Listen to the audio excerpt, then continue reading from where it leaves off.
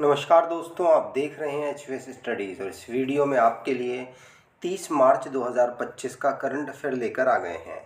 Current affair के साथ साथ स्ट्रेटेजी के और रिलेटेड करंट अफेयर्स का रिवीजन करते हुए चलेंगे। अगर आप इस चैनल पर पहली बार आए हो तो चैनल को सब्सक्राइब कर लीजिएगा। वीडियो अच्छी लगे तो वीडियो लाइक करके ज़रूर जाइएगा। लास्ट में आपके लिए क्विज़ रखा है, उस क्विज़ को ज़रूर सॉल्व कीजिएगा।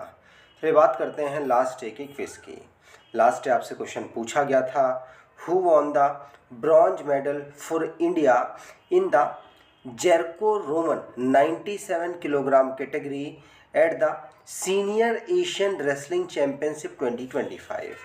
तो सीनियर एशियाई कुश्ती चैंपियनशिप 2025 में ग्रीको रोमन के 97वें किलोग्राम वर्ग में भारत के लिए कांस्य पदक किसने जीता है?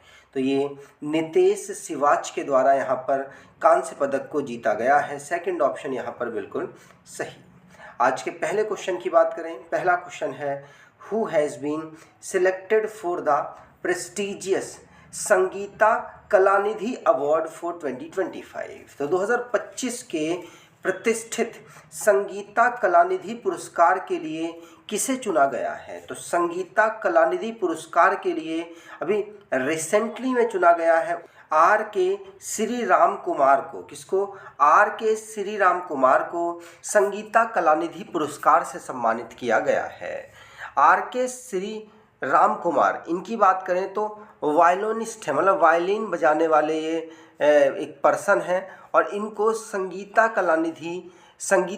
कलानिधि अवार्ड 2025 से म्यूज़िक एकेडमी के द्वारा इनको सम्मानित किया गया है।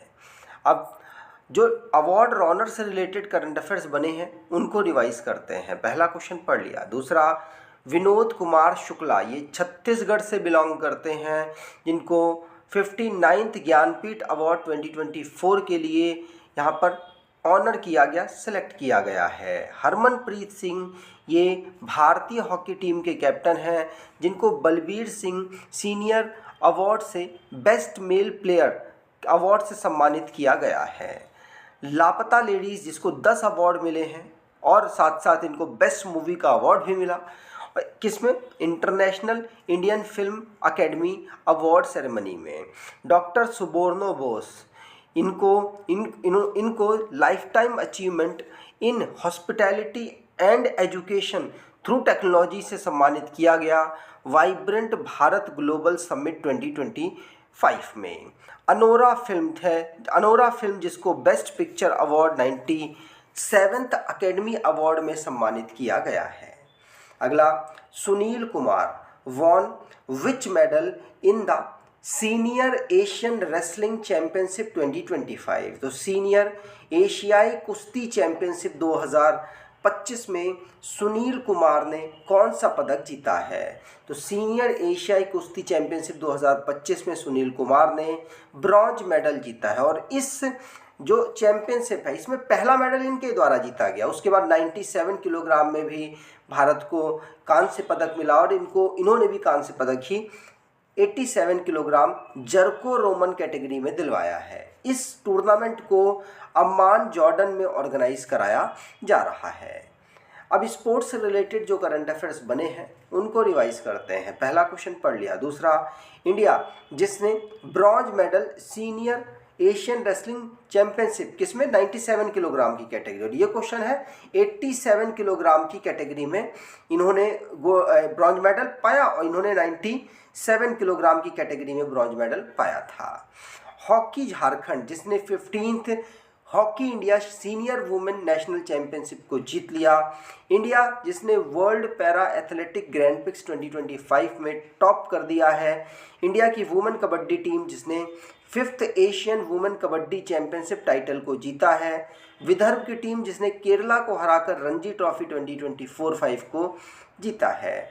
ऋत्विक बोलीपल्ली, ये कोलंबिया के निकोलस बोरिएंटोस के साथ मिलकर चिले ओपन 2025 मेंस डबल टाइटल को जीत चुके हैं। अगर आप कोई ई बुक परचेज करना चाहते हैं तो डिस्क्रिप्शन बॉक्स में लिंक है, वहाँ से ई बुक परचेज कर सकते हैं। अगला, which country is co-hosting the maritime exercise named Akiem with India in April 2025। तो अप्रैल 2025 में भारत के साथ एकेमे या एकेम नामक समुद्री अभ्यास की सह मेजबानी कौन सा देश कर रहा है? तो ये कौन? तंजानिया भारत के साथ सह मेजबानी या को होस्टिंग कर रहा है। इंडियन नेवी अभी अफ्रीका इंडिया की मैरीटाइम एंगेजमेंट, जिसकी एकेमे की फुल फॉर्म है अफ्रीकन इंडिया की मैरीटाइम एंगेजमेंट, या अफ्रीकन नेशंस के साथ भारत इस एक्सरसाइज को, भारत की जो नेवी है इस एक्सरसाइज को कर रही है। और ये पहली बार इसको होस्ट इंडियन नेवी और तंजानिया पीपल डिफेंस फोर्स के द्वारा किया जा रहा है। इसमें 6 दिन तक ऑर्गेनाइज कराया जाएगा, 10 देश इसमें पार्टिसिपेट करेंगे। यहाँ तंजानिया की बात करें, क्योंकि तंजानिया इसको को होस्ट भारत के साथ कर रहा है, तो तंजानिया जिसकी कैपिटल डोडोमा है, सामिया सुलूहू हसन इसके प्रेसिडेंट हैं, प्राइम मिनिस्टर कासिम मजालिवा है और करेंसी यहाँ की तंजानियन शिलिंग है। अगला question, who has been appointed as a full time member of NITI Aayog? तो नीति आयोग के पूर्णकालिक सदस्य किसे नियुक्त किया गया है? तो नीति आयोग के पूर्णकालिक सदस्य के रूप में अभी राजीव गौबा को नियुक्त किया गया है। कैबिनेट सेक्रेटरी के रूप में इनको लंबा कार्यकाल का अनुभव है और इनको अभी नीति आयोग में फुल टाइम मेंबर के रूप में नियुक्त किया गया। राजीव गौबा इनका नाम है। अगला, what kind of satellite is GSAT-18 that was recently seen in news? तो हाल ही में खबरों में रहा GSAT-18 किस प्रकार का उपग्रह है? तो GSAT-18 ये एक कम्युनिकेशन सैटेलाइट है। GSAT-18 ध्यान रखिएगा, अभी रिसेंटली खबरों में रहा, इसीलिए क्यों खबरों में रहा? क्योंकि 2027 तक 6 ट्रांसपॉन्डर्स इसके माध्यम से जो इकोनॉमिक वाइबिलिटी वाले होंगे, मतलब कम खर्चे वाले होंगे, वो इसके माध्यम से लॉन्च किए जाएंगे। पब्लिक अकाउंट कमेटी के द्वारा ये इन्फॉर्मेशन दी गई, इसलिए चर्चाओं में रहा है। GSAT-18 की बात करें तो कम्युनिकेशन सैटेलाइट लॉन्च, ये कम्युनिकेशन सैटेलाइट है जो कि इंडियन स्पेस रिसर्च ऑर्गेनाइजेशन ने इसको 2016 में लॉन्च किया था।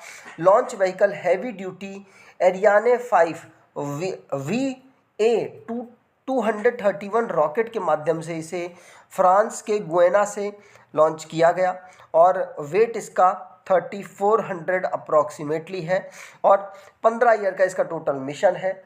अगर इसकी बात करें तो ये जियो सिंक्रोनस ट्रांसफ़र ऑर्बिट में घूम रहा है, ठीक। और इसको मैनेज कौन करता है? तो इसरो का मास्टर कंट्रोल फैसिलिटी इसको मैनेज करता है। अगला question, which country has become the world top milk producer? तो कौन सा देश विश्व का शीर्ष दूध उत्पादक बन गया है? तो शीर्ष दूध उत्पादक ये भारत बन गया है। इसके बाद यूनाइटेड स्टेट है, मतलब दुनिया में सबसे ज़्यादा मिल्क प्रोडक्शन कहाँ होता है? भारत में। दूसरे पर यूनाइटेड स्टेट में, तीसरे पर पाकिस्तान, फिर चाइना। इस प्रकार से नंबर सीक्वेंस आप देख सकते हैं। तो दुनिया में सबसे ज़्यादा मिल्क प्रोडक्शन कहाँ होता है? भारत में होता है। कितना होता है? तो 239 million metric ton milk Bharat में प्रोड्यूस होता है। भारत दुनिया में अगर प्रोडक्शन की बात करें तो 24% इकलौता भारत अपने यहाँ पर मिल्क को प्रोड्यूस करता है। फादर ऑफ वाइट रिवॉल्यूशन, क्योंकि दूध से रिलेटेड है तो ऑपरेशन फ्लड को हम कैसे भूल सकते हैं? वाइट रिवॉल्यूशन लाने वाले पर्सन को कैसे भूल सकते हैं? इनका नाम है वर्गीस कुरियन और इनको फादर ऑफ वाइट रिवॉल्यूशन कहते हैं। अगला, which state is planning to develop the Ganga and Sharda river corridors to boost religious tourism? तो कौन सा राज्य धार्मिक पर्यटन को बढ़ावा देने के लिए गंगा और शारदा नदी गलियारे को विकसित करने की योजना बना रहा है? तो गंगा और शारदा नदी गलियारे को विकसित करने की योजना अभी उत्तराखंड बना रहा है। ये कोशिश कर रहा है कि गंगा और जो शारदा का रिवर कॉरिडोर है उसे धार्मिक रूप में विकसित किया जाए और इसे धार्मिक स्थलों के रूप में प्रमोट किया जाए, जिससे कि धार्मिक इसके पर्यटन इंक्रीज हो सके। उत्तराखंड के चीफ मिनिस्टर पुष्कर सिंह धामी के द्वारा ये अनाउंस किया गया कि हम गंगा और शारदा रिवर कॉरिडोर को रिलीजियस टूरिज्म के लिए यहाँ की जो फैसिलिटी है वो आगे चल के इंक्रीज करने वाले हैं। अगला, Bhadra wildlife sanctuary is located in which state? तो भद्रा वन्यजीव अभ्यारण्य किस राज्य में स्थित है? तो भद्रा वन्यजीव अभ्यारण्य ये कर्नाटका में स्थित है। कहाँ पर? कर्नाटका में। और अभी रिसेंटली कर्नाटका फॉरेस्ट डिपार्टमेंट ने सॉफ्ट रिलीज जो एलिफेंट्स हैं उनको सॉफ्ट जो कैप्चर है उनकी जो फोटोज़ हैं उनको रिलीज़ किया, जिसकी वजह से ये चर्चाओं में रहा। और ये जो भद्रा वाइल्ड लाइफ सेंचुरी है यहाँ पर ह्यूमन और एलिफेंट का कॉन्फ्लिक्ट काफ़ी देखा जाता है, उसकी वजह से भी काफ़ी चर्चाओं में ये रहता है। प्रोजेक्ट टाइगर के अंतर्गत इसको 1998 में घोषित किया गया। ये पहला टाइगर रिजर्व है इंडिया का जिसने विलेज में जो टाइगर रिजर्व है उसको विलेज में रीलोकेट कर दिया था, उस प्रोग्राम को विलेज तक पहुंचा दिया था 2002 में। अब कर्नाटका की बात करें तो कर्नाटका को राज्य के रूप में 1956 को फॉर्म किया गया। बेंगलुरु इसकी कैपिटल है, 31 इसके डिस्ट्रिक्ट है। गवर्नर थावरचंद गहलोत है। सिद्धारमैया यहाँ के चीफ मिनिस्टर। लेजिस्लेचर बाइकैमरल, जहाँ की काउंसिल में 75 सीट्स, असेंबली में 224 सीट्स आती हैं। राज्यसभा में 12 और लोकसभा में 28 सीट्स यहाँ पर अवेलेबल है। नेशनल पार्क की बात करें तो Anshi national park, Bandipur national park, Bannerghatta national park, Kudremukha national park और नगरहोल नेशनल पार्क यहाँ के नेशनल पार्क है। अगला, द नामिस मतलब Nag anti tank missile system has been developed by which organisation? तो नामिस मतलब Nag anti tank missile system किस संगठन द्वारा विकसित किया गया है? तो ये DRDO defence research and development organisation के द्वारा विकसित किया गया है। ध्यान रखिएगा, इसकी बात करें तो 2500 करोड़ का भी कॉन्ट्रैक्ट अभी हुआ है। जो नामिस है, नामिस को जो डिफेंस मिनिस्ट्री है नामिस को डेवलप करने के लिए, और ये DRDO के द्वारा अभी डेवलप किया गया। Defence research and development laboratory में इसको डेवलप किया गया है, नाग एंटी टैंक गाइडेड मिसाइल को।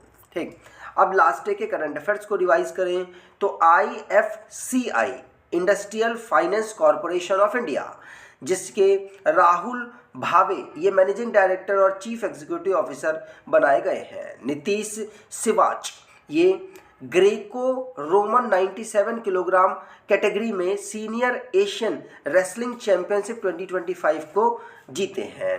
46 रैंक गिफ्ट सिटी की रही है ग्लोबल फाइनेंशियल सेंटर्स इंडेक्स में। पुणे भारत की सिटी है जहां पर Billie Jean King cup Asian Oceania group 1 tennis tournament को होस्ट किया गया। और तेलंगाना राज्य जिसने transplantation of human organs and tissue act को अभी अडॉप्ट किया है। यूनिसेफ का जो युवा है ये मिनिस्ट्री ऑफ रूरल डेवलपमेंट इसके साथ मिल चुका है, जिससे कि अपने राज्य में रूरल महिला और यूथ को एम्पावर किया जा सके।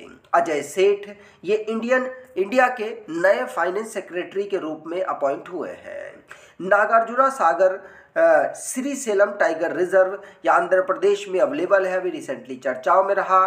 टाटा मोटर्स की अभी ब्रांड एम्बेसडरी एक्सेप्ट की है विकी कौशल ने, और ये जो 2025 में IPL चल रहा है वहाँ पर प्रमोट करेंगे। वर्ल्ड थिएटर डे हम 27 मार्च को ऑब्जर्व करते हैं। आज की क्विज की बात करें तो which country is co hosting the maritime exercise named AIKEYME with India in April 2025? तो अप्रैल 2025 में भारत के साथ एकेमे नामक समुद्री अभ्यास की सह मेजबानी कौन सा देश कर रहा है? कमेंट बॉक्स में डिटेल में आंसर दीजिएगा। अगर आपको ये वीडियो अच्छी लगी है तो आपसे अनुरोध करूंगा वीडियो को लाइक कर दीजिएगा, चैनल को सब्सक्राइब कर लीजिएगा और अपने कुछ दोस्तों तक वीडियो को शेयर जरूर कीजिएगा। धन्यवाद।